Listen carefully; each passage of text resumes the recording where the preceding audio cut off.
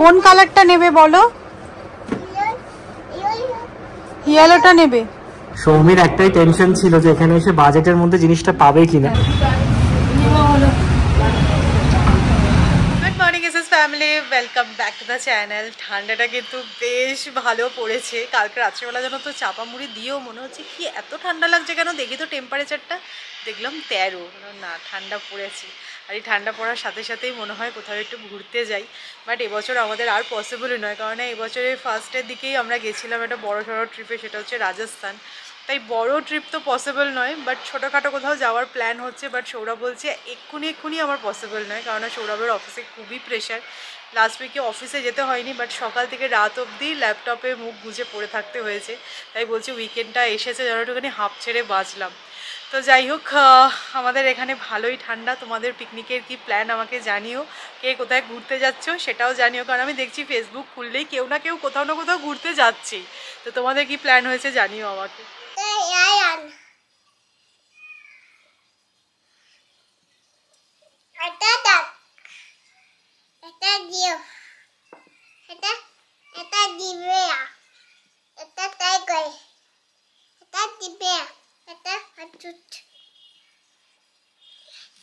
দুজনে মিলে করবো, দেখ না, দুজনে মিলে করলে দেখ কোনো ভয় নেই। দেখ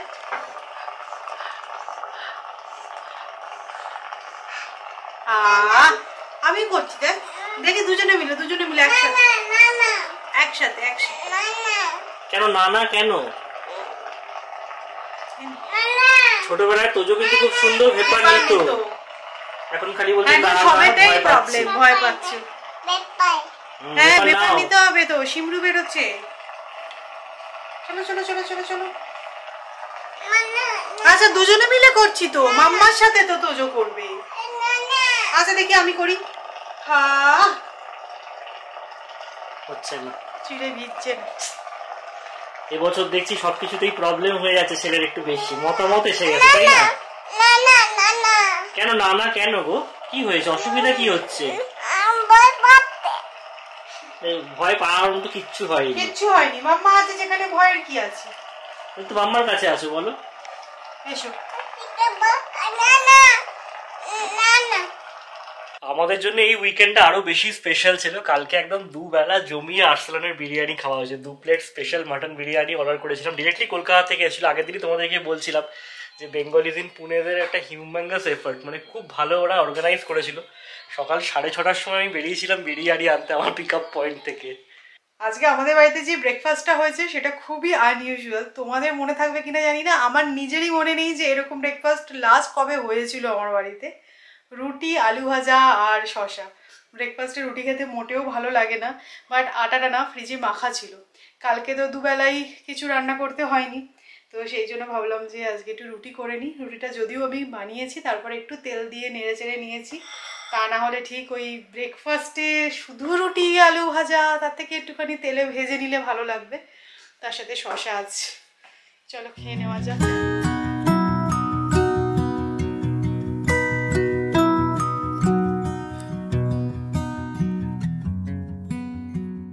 যে আমাদের তো ব্রেকফাস্ট হয়ে গেল, বাট আজকে সকাল থেকে আমার ছেলে কিছুই খায়নি। মানে আজকে ওকে ব্রেকফাস্টে আমি পাস্তা বানিয়ে দিয়েছিলাম, তো পাস্তা দেখো অ্যাজ ইট ইজ পড়েই আছে। বাট আমিও ওকে না খাইয়ে দিইনি, ফিট করাইনি, কারণ না খিদে পাওয়াটাও যে একটা রিয়েলাইজেশন, এটাও কখনো কখনো বুঝতে দেওয়া উচিত। তো হয়তো ওর খিদে পায়নি তাইও খায়নি। পাস্তা দিয়ে দিলে মানে একদম বাটি চেটে চেটেও খেয়ে নেয়, বাট আজকে খেলো না যখন, আমার মনে হয় যে খিদে পায়নি, বা যখন পাবে খাবে। তো এখন দেখছি ঘুরতে ফিরতে একটা একটা করে নিয়ে খাচ্ছে, তো একটু হালকা গরম করে দিই যদি খায়। শীতকাল পড়তেই আমাদের সোসাইটি গার্ডেনটাও একদম ঠিকঠাক করা হচ্ছে। অ্যাকচুয়ালি এই লনের ঘাসগুলো না একদম বাজে হয়ে গেছিলো বর্ষায়, তো দেখছি আমার এরকম ঘাস নিয়ে এসছে, এখানে পেতে দেবে আর কি, আগে লেভেল করে। এখন আমি কফি বানাতে বানাতে সৌরভের সাথে যেটা নিয়ে ডিসকাস করছিলাম, ভাবলাম তোমাদের সাথেও শেয়ার করি। ডেফিনেটলি তোমরা এটা রিলেট করতে পারবে। আমাদের ছোটবেলায় শীতকালে কফি খাওয়াটাও কিন্তু একটা ইভেন্ট ছিল। হ্যাঁ, এভারেজ বাঙালি বাড়িতে শুধু শীতকালেই কফি হতো। আর ওই 1 টাকার নেসক্যাফের পাউচগুলো মনে হয় পাওয়া যেত, মানে ওটা একটা বিশাল আনন্দের ব্যাপার। মানে সন্ধ্যাবেলা বাড়িতে কফি হচ্ছে, মানে বিরাট ব্যাপার। মাঝে মাঝে হতে হচ্ছে চাফি, চায়ের মধ্যে একটু কফি পাউডার। আর শীতকাল পড়লেই হচ্ছে মাসকাবাড়ি যখন লিস্ট তৈরি হবে, গ্লিসারিন, সাবান, তার মধ্যে এই কফি শিশি এগুলো সব অ্যাড হবে। এখন তো সারা বছরই কফি খাওয়া হয়, মানে কিন্তু আমাদের ছোটবেলাটা না একটু অন্যরকম কিন্তু ছিল, এখন সেগুলো আর হয় না। আমাদের ছোটবেলা আমরা অনেক ছোট ছোট জিনিস নিয়ে আনন্দ করতাম, আমার যেটা মনে হয়। এখনকার বাচ্চারা সেগুলো হয়তো মানে হয়তো আমরাই লাস্ট জেনারেশন। কারা কারা তোমরা চেসমি গ্লিসারিন সাবান ইউজ করেছো অবশ্যই কমেন্ট করে জানিও। আমি তো ছোটবেলায় ইউজ করেছি, তাহলে কমেন্ট দেখে বুঝতে পারবো কতটা বুড়ো হলাম আর কি। এদিকে আমাদের কফি বানানো চলছে, এখন আর নেসক্যাফে নেই, এখন হচ্ছে গিয়ে ডেভিডস। না, এই কফিটা সত্যি কিন্তু ভালো, তোমরা মানে ট্রাই করতে পারো। আর আমি যখনই কফি বানাই না কেন গুঁড়ো দুধে বানাই, মানে অসাধারণ খেতে হয়।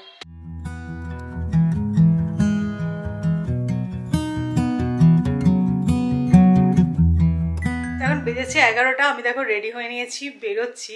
এখন না বিকেলের দিকে আর বেরোতে ইচ্ছাই করে না, দুপুরবেলা তোজোকে নিয়ে একটুখানি শোয়া হয়, একটু চোখ লেগে যায়, আর বিকেলে উঠে মনে হয় যে বাবা ভাল লাগছে না, কালকে দেখা যাবে। তো এখন বেরোচ্ছি বলতে তোজোর সামনেই বার্থডে, হাতে আর বেশি দিন সময় বাকি নেই, তো তাই জন্য ভাবলাম যে যেটা প্ল্যান করে রেখেছি তোজোর বার্থডেতে কিনবো সেটা গিয়ে একটু দেখে আসি। দেখো টয় তো আমি দেবই, আর ওর বার্থডের জন্য এবারে আমি অনেক কিছু প্ল্যান করে রেখেছি, এবার তো অনেক কিছু বুঝতে শিখেছে, তো হোপফুলি সেই সারপ্রাইজগুলো ওর ভালো লাগবে। বাট যেটা মানে একটা জিনিস যেটা আমার আগে থেকে প্ল্যান ছিল ওর জন্য কিনবো, সেটার জন্যই এখন যাচ্ছি জুয়েলারি শপে। তো চলো তোমরা গেস করো আমি কি কিনতে পারি।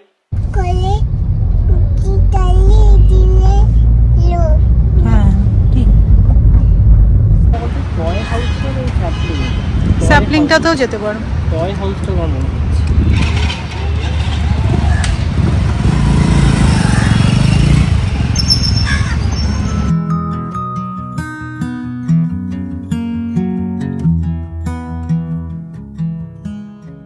কোন কালারটা নেবে বলো?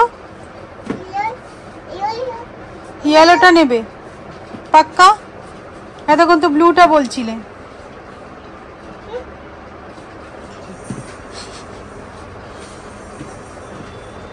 হ্যাঁ বসে দেখে নাও কমফোর্টেবল কিনা। আমরা শুরুতে এসেছিলাম একটা টয় শপে, তো সৌরভ তোদের জন্য একটা জিনিস নিল, অলরেডি পেমেন্ট হয়ে গেছে, তো সারপ্রাইজ দেবো বলে এখন নিই জিনিসটা, তোমাদেরকে জন্মদিনের দিনই দেখাবো। তো মামুনি দিদি সবাই টাকা দিয়ে দিয়েছে, মা তো অলরেডি গিফট পাঠাতে শুরুও করে দিয়েছে, কালকে অ্যামাজন থেকে অলরেডি একটা গিফট এসে গেছে, তোজোর আরও একটা গিফট আসবে।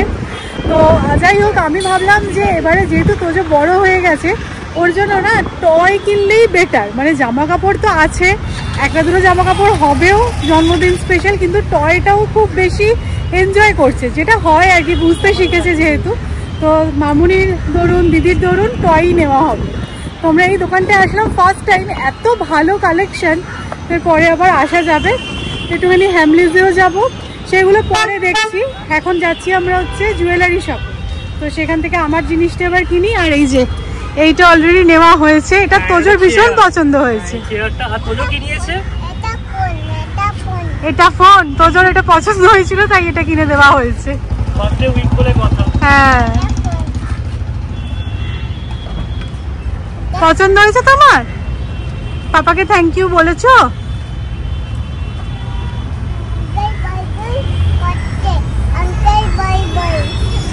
আঙ্কেল দিয়েছে, আঙ্কেলকে থ্যাংক ইউ বলেছো?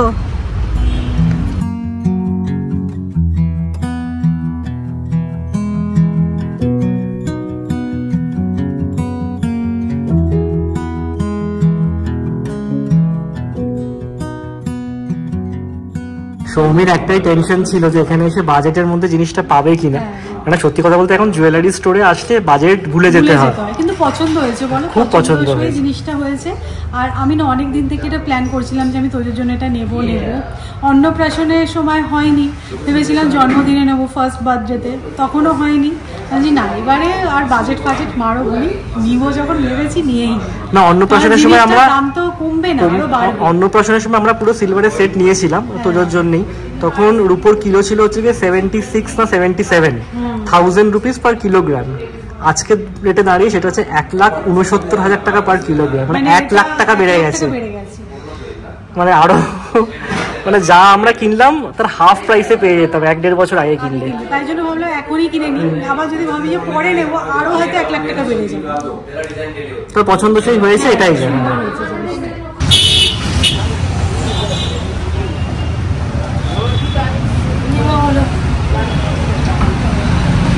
পছন্দ মতো চেয়ার দোকান থেকে নিয়ে এসে সুন্দর রোদে বসে রোদ খাওয়া হচ্ছে। স্নান লাঞ্চ সব হয়ে গেছে, হাতে নতুন ফোন। কার সাথে কথা বলছো? হ্যাঁ, তোমার নিউ ফোনে কার সাথে কথা বলছো? হ্যালো করো, হ্যালো বলো। ওই দেখো ফোন এসছে, হ্যালো করো। হ্যালো বলো। কে ফোন করেছে দেখো।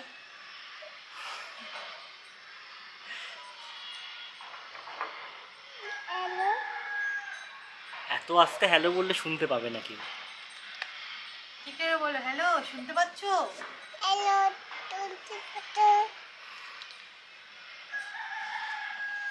চেয়ারটা খুব সুন্দর হয়েছে ওর সাইজ অনুযায়ী, আর কালারটাও ভালো পছন্দ করেছে না? ভালো পছন্দ করেছে, তাই আমারও ভালো লেগেছিল। আবার উঠলে না এবার একটা বাঁশি বাজে, দেখো বাঁশি বাজছে।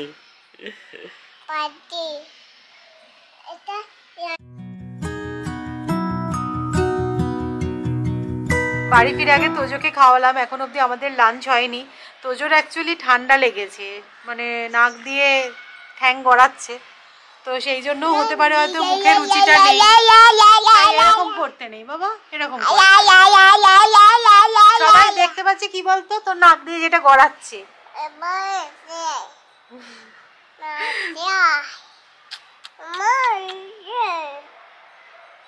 তোমার চেয়ারটা পছন্দ হয়েছে? চেয়ারটা খুব পছন্দ হয়েছে, ও সাইজের না। ফোনটাকে আমায় দেবে? আমার ফোনটা খারাপ হয়ে গেছে, তোমার ফোনটা ইউজ করব আমি। নেব তোমার ফোনটা, আমি নেব। তোজো নেবে, আমাকেও দেবে না তুমি? সো আজকে বেরোনোর আগে আমি সমস্ত কিছু জোগাড় করে রেখেছিলাম। তো বাড়িতে এসে জাস্ট ডিমের ডালনাটা বানিয়ে নিলাম, মানে আলু সেদ্ধ করে ডিম সেদ্ধ করে পেঁয়াজ টিয়াজ কেটে গেছিলাম। তো এই যে ডিমের ডালনা আর ভাত, একটু ঘি দিয়ে সামনের পাতে আলু সেদ্ধ দিয়ে খাওয়া হবে, ব্যাস দ্যাটস ইট।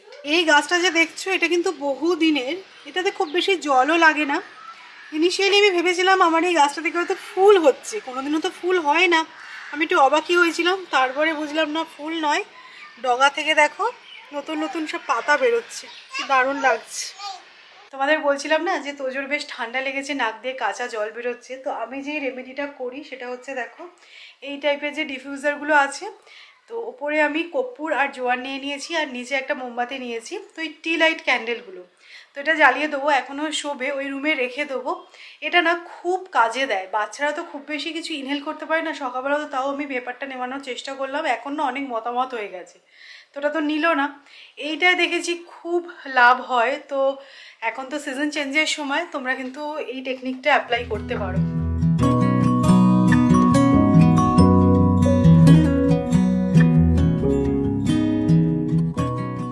ঠান্ডা লাগাতে যেটা হয়েছে, আমি কোনো কাজ করতে পারছি না। দেখবে বাচ্চাদের শরীর টরীর খারাপ হলে মাকে কোনো কাজ করতে দেবে না। ও 6:30 অবধি ঘুমালো, ওর পাশে আমি শুয়ে রইলাম, ও উঠলো, তারপর আমি উঠতে পারলাম। আমি তো অতক্ষণ ঘুমাইও না, হয়তো ওকে নিয়ে একটুখানি শুলাম, ওই হয়তো আধ ঘন্টা 45 মিনিট মতন একটুখানি চোখটা লেগে গেল, তারপরে সাথে সাথে উঠে যাই।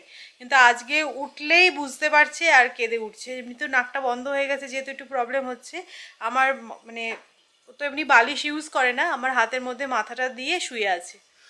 তো এই ব্যাপার আর কি। এখন বেজে গেছে 7টা, তো সৌরভ বললো দাঁড়াও আমি চা বানাচ্ছি। কোথায় থাকে ওটা? ঠিক আছে। টেস্টি? আরে নাক দিয়ে যেটা বেরোচ্ছে টেস্টি?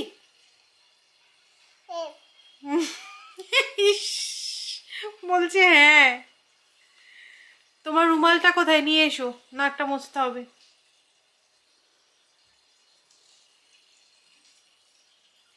পেয়েছিস?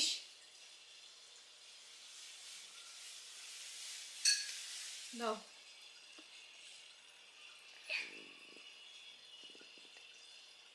তো তোমাদেরকে দেখাই তোজোর জন্মদিনের জন্য স্পেশাল কি গিফট কেনা হলো।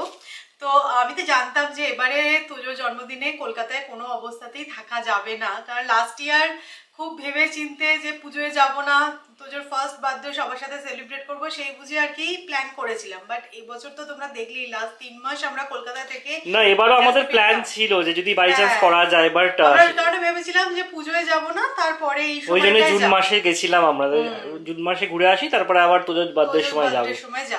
আর এই সময়টা সত্যি বলতে কলকাতায় না থাকতেও ভালো লাগে, ঘুরতে ফিরতেও ভালো লাগে, বেশ ঠান্ডা ঠান্ডা ওয়েদার, এদিক ওদিক যাওয়া যায়, সম্ভব নয়। তো যাই হোক, সেই কারণেই আমি তোজোর অন্নপ্রাশনের জন্য যে রূপোর পুরো থালাবাটির সেট কিনেছিলাম সেটা মামুনি থেকে নিয়ে আসি। মামুনির একটা আলাদা সেট আছে, আর তোজোর অন্নপ্রাশনের সময় আমি তোজোর জন্য তোজোর নাম করে একটা পুরো থালাবাটির সেট কিনেছিলাম। বাট সেই সময় যেহেতু মামুনির কাছে গ্লাসটা ছিল সেই জন্য আমি আর গ্লাসটা কিনিনি। তো আমার সেটাই অনেকদিন থেকে প্ল্যান আছে যে মামুনির যেরকম সেটটা আছে সেটা থাক, আমি একটা তোজোর জন্য আলাদা সেট বানাবো, দুটো সেট হয়ে যাবে বাড়িতে, ভালো থাকবে। তো মামুনি বলেছিল যে আমার গ্লাসটা নিয়ে যাও, আমি না তোমার সেটটা থাক, আমি বরঞ্চ একটা ওর জন্য ভেবেই রেখেছিলাম কিনবো। এখন খালি মনে হচ্ছে সেই সময় কেন কিনিনি, মানে এই গ্লাসটা আজকে কেনা হলো, এর উপর গ্লাসটা পুরো মানে ডিজাইনটা সেমই আছে, বেশি কারুকার্য ডিজাইন নেওয়াটা উচিত নয় এই টাইপের জিনিসের। আমি তোমাদেরকে দামটা বলছি কারণ আমার কাছে এই দামটা ভীষণই অ্যাবসার্ট লেগেছে। আমি এরকমই 5-5.5 মোটামুটি বাজেট নিয়ে গেছিলাম। তো এই গ্লাসটার দাম নিয়েছে 8,500 টাকা, 8,500 টাকা নয়, 8,600 টাকা। তো আমি না দামটা শুনে আমি বললাম যে না ঠিক আছে আমি নেবই, কারণ না ভেবে রেখেছিলাম গ্লাসটা নেওয়া হবে, এখন যদি নাও হয় না দেখবে আবার দেখবে 2 বছর পরে গিয়ে ওটা হয়তো 20,000 টাকা হয়ে গেল, তখন মানে মনে হবে যে কেন। এখন তাই মনে হয় যে সোনা যদি তখন আরো একটু কিছু করে রাখতে পারতাম ভালো হতো হয়তো। না এই গ্লাসটা যদি তখন কিন্তু আমরা ওটা 2,500 টাকায় পেয়ে যেতাম, তখন আমাদের কিনে নেওয়া উচিত ছিল হয়তো। তখন ভাবলাম যে ঠিক আছে মামুনির তো আছেই, আর গ্লাস কেনার দরকার নেই, এতগুলো খরচ হচ্ছিল তখন সমস্তটা কেনা হয়েছিল, ঠিক আছে গ্লাসটা থাক, কিনবো না, ভুল হয়ে গেছে। গ্লাসটা নিয়েছি, গ্লাসটা মানে সাইজটা আমি খুব বেশি ছোট নিইনি, কারণ তোজো তো আস্তে আস্তে বড়ই হবে, প্রমাণ সাইজের, মানে একজনকে খেতে দেওয়ার জন্য খুব সুন্দর হয়েছে। আর তোমাদেরকে দেখাই পুরো সেটটা। তো মোটামুটি আমার পুরো মনের মতন একটা সেট তৈরি হয়েছে, যেটা কিনা আমার ছেলের জন্যই তোলা থাকবে। এই যে 4টে বাটি আছে, তো এই যে থালা, 4টে বাটি, পায়েস খাওয়ার জন্য এই বাটিটা নেওয়া হয়েছিল, এটা দেখো খুব সুন্দর ডিজাইন করা আছে, তো এটা পায়েসের জন্য অ্যাপ্রোপ্রিয়েট। আর এই যে গ্লাসটাও হয়ে গেল, আরো একটা আছে সেটা হচ্ছে ঘিয়ের বাটি, এটাও তখন কিনেছিলাম, এটা অ্যাকচুয়ালি কিনেছিলাম চাটনি বলে, বাট তোমরাই অনেকে সবাই কমেন্ট করেছিলে নেওয়ার পর যে চাটনি এরকম মেটালের বাটিতে দেওয়া যায় না, তো এটা ঘিয়ের বাটি বলে দেওয়া যায়। ছোট্ট একটা কেনা হয়েছিল, এটা হচ্ছে ওভারঅল সেটটা। হ্যাঁ, তোজোর নাম করে এটা কেনা হয়েছে, এটা ওরই থাকবে, ওকেই জন্মদিনে প্রত্যেকবার দেব, সেটার জন্যই আমার ওই অন্নপ্রাশনে কেনা। আর চামচও আছে তোজোর, রূপোর চামচ, মামুনিরা ওকে হওয়ার সময় দিয়েছিল। তো এই আর কি, না খুব সুন্দর হয়েছে গ্লাসটা, না মানে মানানসই হয়েছে, সাইজটা ঠিক হয়েছে এবং মানানসই হয়েছে। তাই ভাবলাম যে না এখন হয়তো মনে হচ্ছে বাবা 8,500 টাকা দিয়ে আবার একটা গ্লাস কিনবো, কিন্তু কিনে নি, এরপরে নয়তো না সেটটা কমপ্লিট হতো না। আমাকে আগেও বলেছিল যে রূপোর বাটি যদি চকচকে রাখতে হয় তাহলে প্লাস্টিকে মুড়ে রাখতে হবে, আর এটা মাজার নিয়ম হচ্ছে কোলগেটের যে গুঁড়ো পাউডার পাওয়া যায় সেটা দিয়ে মাজতে হবে, তাহলে একদম চকচকে হয়ে যায়। তো আমি দেখো সুন্দর করে প্লাস্টিকে মুড়ে রেখেছিলাম, একদম নতুনের মতন চকচকে আছে, মানে রূপো যেরকম কালো হয়ে যায় ওই ব্যাপারটা নয়। এখন তো রূপো হলমার্ক এসে গেছে, এগুলো আমার সবই হলমার্কেরই বাটি। তো এই ব্যাপার খুব ভালো লাগছে, মানে এই সেটটা কমপ্লিট হলো, মন করে গেছিলাম যে না নিয়েই নেব। ডিনারের মেনু হচ্ছে আজকে আলু পেঁপের তরকারি। পেঁপের তরকারির রেসিপি তোমাদের সাথে কি শেয়ার করব, তাই রান্না আমার হয়ে গেছে, বাট ফ্রিজে করা চিংড়ি মাছ ছিল, চিংড়ি মাছও অ্যাড করেছি। চিংড়ি মাছ দিলে খুবই ভালো লাগে, মাছের মাথা দিয়ে কিন্তু পেঁপে আলুর তরকারিও খেতে খুব ভালো হয়, বাট যতই চিংড়ি মাছ দিই না কেন এটা তো সেই পেঁপের তরকারি রয়ে গেল। তো সৌরভ বললো কিছু একটু মুখরোচক করো, তো সেই কারণে আমি একটুখানি বোনলেস চিকেন বয়েল করতে গেলাম। কি অবস্থা হয়েছে দেখো বাটিটার, মানে এইটা বয়েল করতে বসিয়ে মাথা থেকে বেরিয়েই গেছে, কখন থেকে এটা জাস্ট বয়েল হয়েছে, তারপরে যখন দেখছি একটু পোড়া পোড়া গন্ধ বেরোচ্ছে তখন ফিল হয়েছে যে আরে আমি তো গ্যাসে একটা জিনিস বসিয়েছি। তো যাই হোক চিকেনগুলো পরে নিই, এই যা ভাগ্যি। তো কি বানাবো, চিকেন সেদ্ধ করলাম কেন সেটা তোমাদেরকে পরে বলছি, বাট এটার যে কি হবে আমি জানি না, এটার কোনো ভবিষ্যৎ আছে কিনা সেটাও বুঝতে পারছি না, তো এটাকে জলে ভিজিয়ে রাখি। সো এই পেঁপের তরকারিটাকে কম্পেনসেট করার জন্য দেখো আমি এখানে পেঁয়াজ, টমেটো, ক্যাপসিকাম, কাঁচা লঙ্কা কুচিয়ে নিয়েছি, আর তার মধ্যে চিকেন যেটা সেদ্ধ করেছি সেটা শ্রেড করে অ্যাড করে দিলাম, আর দিয়ে দিচ্ছি ডিম। তো বানাবো বেসিক্যালি আমি চিকেন অমলেট। আর দেখো এই ডিমটা এনে ডাবল কুসুম ছিল, তো তার মধ্যে একটু চিলি ফ্লেক্স আর নুন, গোলমরিচ দিয়ে দিয়েছি, ভালো করে মিক্স করে এটা ফ্রাই করব। চিকেন অমলেট কিন্তু খেতে খুব ভালো লাগে, চাইলে তোমরা চিজও অ্যাড করতে পারো। তো এটা বেশ ভালোই লাগলো, মানে সাইডে এই অমলেটটা দিয়ে একটু করে টাকনা দিয়ে খেতে ঠিকই লেগেছে। তো যাই হোক, চলো আজকের মতো ব্লগটা এবার এখানেই এন্ড করছি। হোপফুলি তোমাদের ভালো লেগেছে। তোজোর গিফটটা তোমাদের কেমন লাগলো জানিও। আর নেক্সট আবার একটা ইন্টারেস্টিং ব্লগে তোমাদের সাথে আমার দেখা হবে। ততক্ষণের জন্য টাটা, সবাই ভালো থেকো।